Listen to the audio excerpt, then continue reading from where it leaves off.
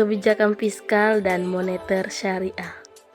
Selamat datang. Dalam presentasi ini, kita akan membahas tentang kebijakan fiskal dan moneter dalam konteks ekonomi syariah, khususnya di Indonesia.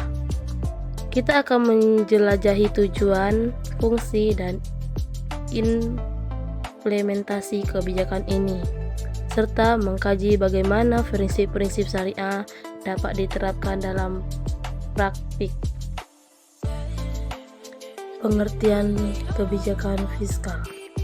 Kebijakan fiskal adalah serangkaian tindakan pemerintahan untuk mengatur pendapatan dan pengeluaran negara guna mengendalikan kondisi ekonomi. Kebijakan ini menjadi alat untuk mencapai keseimbangan ekonomi yang ideal.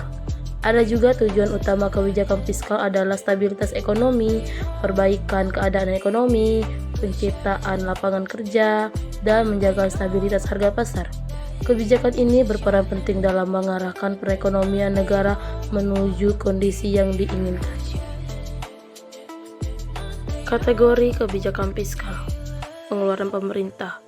Kebijakan ini meliputi pembelian barang dan jasa oleh pemerintah untuk mendukung kegiatan dan pembangunan. Perpajakan. Pajak merupakan sumber pendapat utama pemerintah dan berperan penting dalam mengatur aliran uang di perekonomian. Pembayaran transfer. Pembayaran transfer meliputi bantuan sosial, subsidi, dan program kesejahteraan yang ditunjukkan untuk meningkatkan kesejahteraan masyarakat. Fungsi kebijakan fiskal terbagi menjadi 3, yaitu 1. Alokasi. Fungsi alokasi bertujuan untuk mengarahkan faktor-faktor produksi secara efisien dan efektif. 2. Distribusi. Fungsi distribusi berfokus pada pembagian pendapatan nasional yang lebih adil dan merata. 3. Stabilisasi.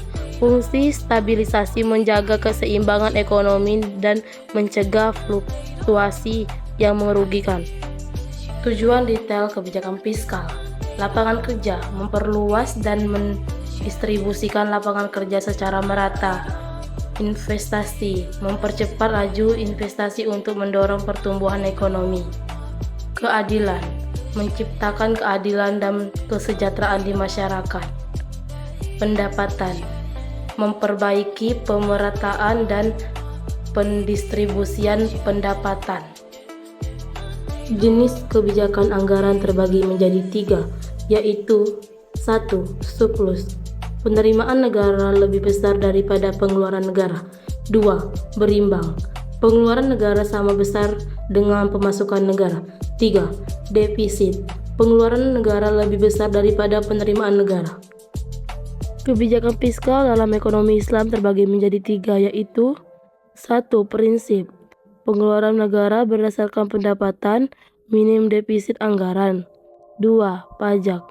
Sistem pajak proporsional disesuaikan dengan produktivitas. 3. Zakat. Dihitung berdasarkan keuntungan, tidak dibebankan pada biaya produksi. Kebijakan moneter dalam Islam terbagi menjadi 3, yaitu 1. Uang beredar. Mengatur jumlah uang beredar di masyarakat. 2. Nilai tukar. Menjaga stabilitas nilai tukar mata uang nasional. 3. Inflasi. Mencegah inflasi dan mencapai target inflasi yang ditetapkan. Kebijakan moneter Islam.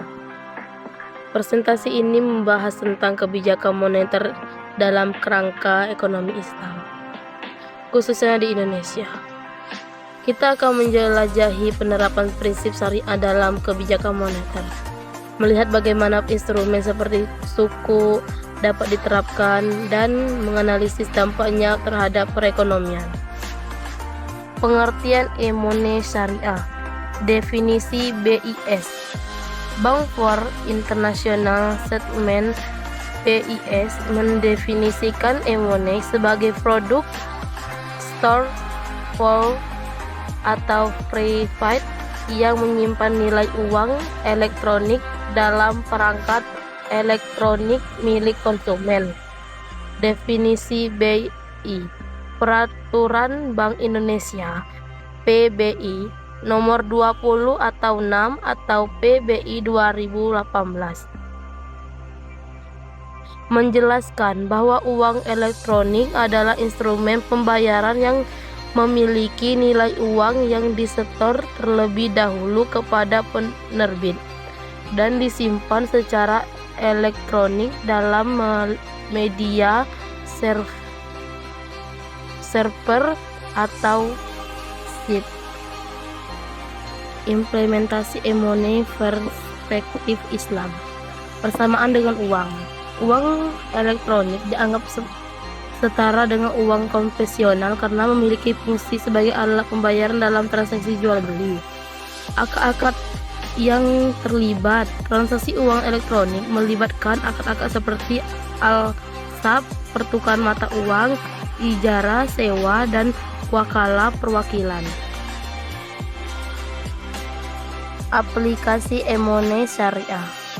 Syarat dan rukun akad. Keberhasilan menerapkan e-money syariah tergantung pada terpenuhinya syarat dan rukun akad-akad yang terlibat, seperti alsab, ijarah, dan wakalah. Kesamaan nilai uang. Nilai uang yang tersimpan dalam e-money harus setara dengan uang real yang digunakan untuk membeli e-money untuk menghindari adanya unsur riba. Ketiadaan unsur paksaan. Ketiadaan unsur paksaan dalam transaksi e-money sangat penting sehingga terciptanya kesepakatan yang saling menguntungkan antara semua pihak. Transaksi secara tunai. Transaksi uang elektronik idealnya dilakukan secara tunai untuk menjaga transparansi dan menghindari potensi riba. Aplikasi pokok-pokok ekonomi Islam dalam moneter Islam terbagi menjadi 3, yaitu 1. Interlink kebijakan, pendekatan kolaborasi, poliksmik, dan sinergi kebijakan di antara terbagi lembaga keuangan baik syariah maupun konvensional.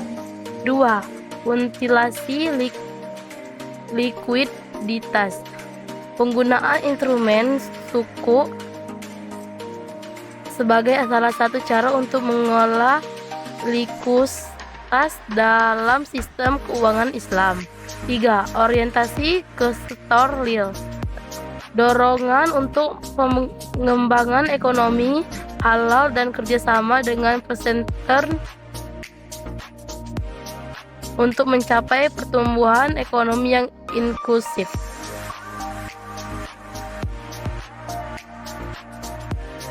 Transmisi kebijakan moneter Islam terbagi menjadi 3, yaitu 1. Otoritas moneter terpisah dari otoritas fiskal, merupakan cikal bakal transmisi kebijakan moneter. Munculnya Bank of England (BOE) pada tahun 1694 menandai perkembangan bank sentral. 2.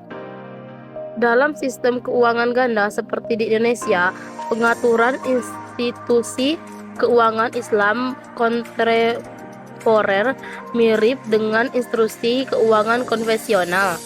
3. Transmisi kebijakan moneter Islam dapat memiliki bentuk yang sama atau berbeda dengan transmisi kebijakan moneter konvensional.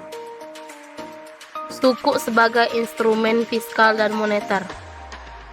Undang-Undang Nomor 19 Tahun 2008. Undang-undang ini mengundangkan Surat Berharga Syariah Negara (SBSN) atau Sukuk Negara, yang merupakan instrumen pembiayaan berbasis syariah.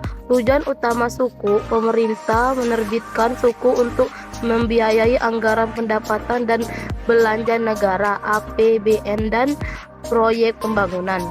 Manfaat penerbitan suku membantu memperluas basis pembiayaan anggaran negara, memperkaya instrumen fiskal, dan mengembangkan pasar keuangan syariah. Suku sebagai instrumen fiskal terbagi menjadi 4 aspek, yaitu: pertama, sumber pembiayaan Dalam kebijakan fiskal, penerbitan suku termasuk dalam sumber pembiayaan dan pengelola portofolio utang negara. 2.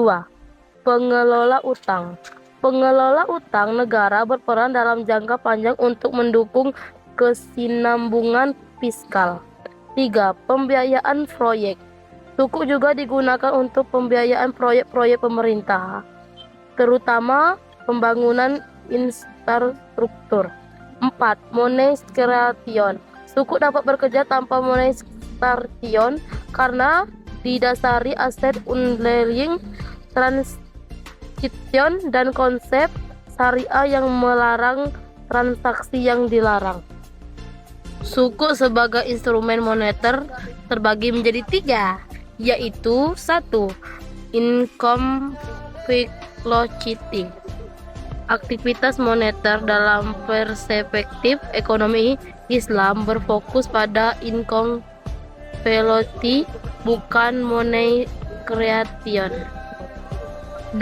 Pengelolaan likuiditas. Dalam praktik, instrumen moneter dibutuhkan untuk mengelola excess and lack of liquid di pasar keuangan. 3. Stabilitas ekonomi. Suku dapat difungsikan sebagai instrumen moneter untuk mengelola likuiditas, menjaga stabilitas implikasi, dan mencegah resesi. Dapat kita simpulkan bahwa kebijakan fiskal dalam kerangka ekonomi Islam di Indonesia dianalisis dengan pendekatan kontemporer, dengan mempertimbangkan perbedaan situasi zaman Rasulullah Shallallahu Alaihi Wasallam dan zaman kekinian. Suku sebagai instrumen moneter dan fiskal memiliki peran penting dalam mengelola likuiditas, menjaga stabilitas ekonomi, dan mendorong pertumbuhan ekonomi yang inklusif. Penerapan prinsip syariah dalam kebijakan moneter di Indonesia terus berkembang, membuka peluang baru untuk membangun sistem keuangan yang adil dan berkelanjutan. Yeah, Bobby Valentino.